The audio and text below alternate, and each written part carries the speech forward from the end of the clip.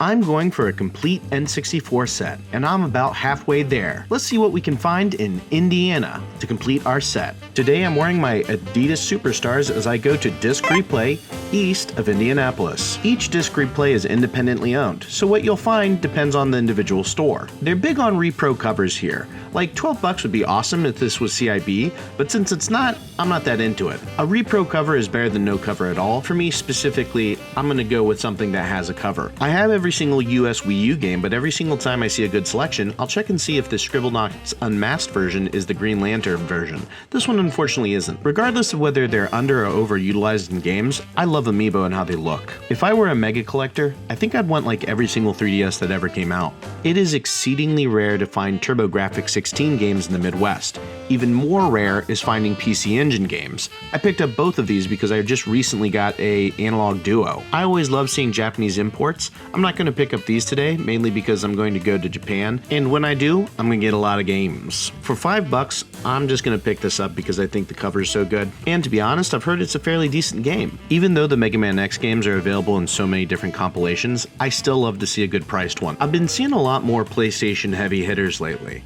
I don't know why, but I've been kind of into it. And speaking of heavy hitters, they've got some pretty big ones here for the N64. Even though I need to pick up nearly all of these, I'm not going to grab any of these today. I have a sneaking suspicion I'll be able to get them at a better price. Neo Geo is easily one of the most expensive consoles to collect for, and it's very rare to see any, let alone this many Neo Geo games in just like one place. A lot of people were selling parts of their collection that they really just didn't play anymore to make a little cash in time for Christmas this year. Looks like it's time to bounce and go to the next store. I ended up picking up X-Men and then finding out I had doubles and both those PC Engine games. I met my wife in New York. She's originally from Indiana and I'm originally from Ohio, so we live close enough together so that we could fly into one airport and drive over and visit another set of parents. It's always been great, and because of that, I go to a lot of video game stores in Indiana and I go to a lot of video game stores in Ohio. So this is some of the video game stores I like to go to in Indiana. I hope you like them.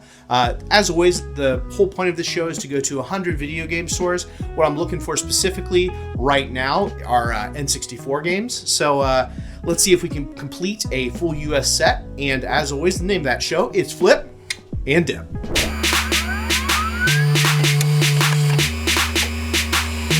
We are continuing this trend east of Indianapolis at The Exchange. The Exchange is one of my favorite video game stores out here in Indiana, and as a chain, I really do enjoy it. One thing that is severely underrated when it comes to video game stores is cleanliness and organization. Sometimes, yes, I like going into a store and hunting and digging and looking for that gem that nobody else has seen, but other times, I have like 30 minutes. Side note, every single time I see Tengen Tetris, I really want to pick it up because of its general mystique, but I always leave it behind. They had a pretty decent N64 collection and a sale going on, so I went ahead and picked up a few games I was missing. Even though I've got a complete US Wii U collection, I look every single time I go into a store. I would say I watch a medium amount of anime, but Chainsaw Man is amazing. I like the general idea of collecting toys and figurines, but I know if I start, I'd need complete sets of everything, so I just like to look. While I was looking at their high price section,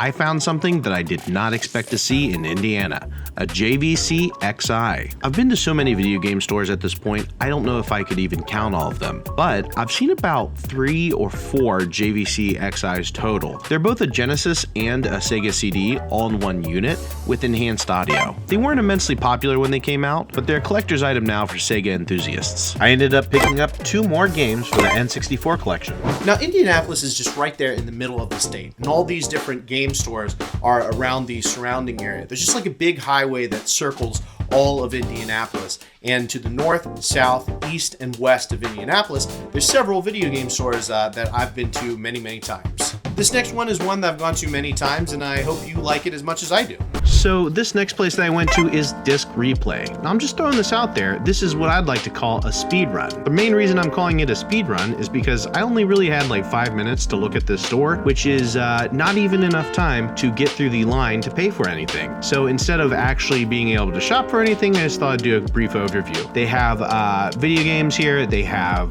DVDs, they have Blu-rays, they have tons of old consoles, and one of the things I don't like about here is they have a ton of repro labels. Well, I hope you liked it. Now, personally, I don't like to say a lot of mean things about a store, but every once in a while I have a bad experience. And I think it's important for me to say, hey, this one time that I went there, this is what happened to me. And if you go there, you might have the best time of your life. So like, take everything I say with a grain of salt. But based on this time that I went there, that's why I'm going to tell you this story and why I'm going to give it the score I'm going to give it. So yeah.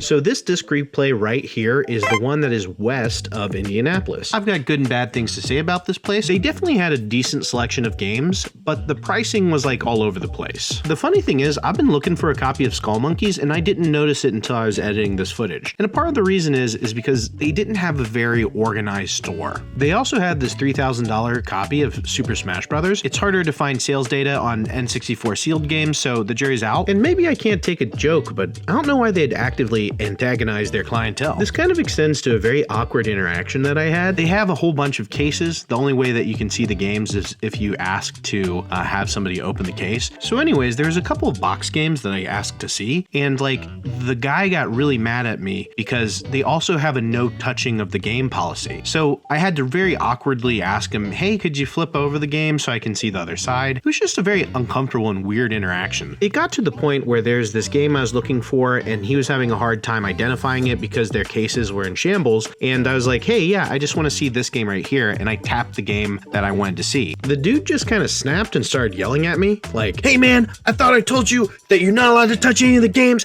That's not cool. Just like went off, and it was like a $5 game, so I don't know what this was all about. He was already holding in his hand about 3 or 4 games that I was already going to pick up, but that definitely killed the mood for me. I understand a lot of stores have these types of policies in place because people have stolen a lot of games from them in the past, but to be honest, it didn't feel good to be prejudged as a criminal, especially when I had the intention of purchasing a ton of games from them. Customer service means quite a bit to me. I don't think I'll be returning anytime soon. Well, these are the games I ended up picking up, and you know what? Even though I didn't have a great time, I still picked up one N64 game. Alright. Well, I hope you liked that last store so much that you both liked and subscribed. Anyways, this next store is going to be a bundle of joy. So let's go, get in there, do some stuff, see some things. This next store is another The Exchange, but it also happens to be my favorite video game store in the Indianapolis area. Everybody at this store is pretty nice, and they've also always got a pretty decent selection. So I always like going here, and if I'm going to be honest, it's the closest store to where my in-laws live. So I can always pop down here, check out what they've got going on, and go back home before my kid wakes up from his nap. Now, the funny thing about The Exchange is it's kind of a franchise. There's actually quite a few of these stores all over the place. Some in Canton, Ohio, some all over Indianapolis, and I believe, and I might be wrong here, but I believe I went to one in the Chicago area. Now, some of them are linked up, so like you can order games from one store and they can be shipped to another one, and a couple of the other ones are franchisees. When I was actually editing this footage, I noticed that Tokyo Mirage Sessions, but it does not have the game in it. It's still a good price, but that's why it's $50. I really like the GameCube, but I think I have all the games I actually want to play for it, so I don't really collect GameCube that much. This controller is totally wild looking, and at first I was like, what game would even,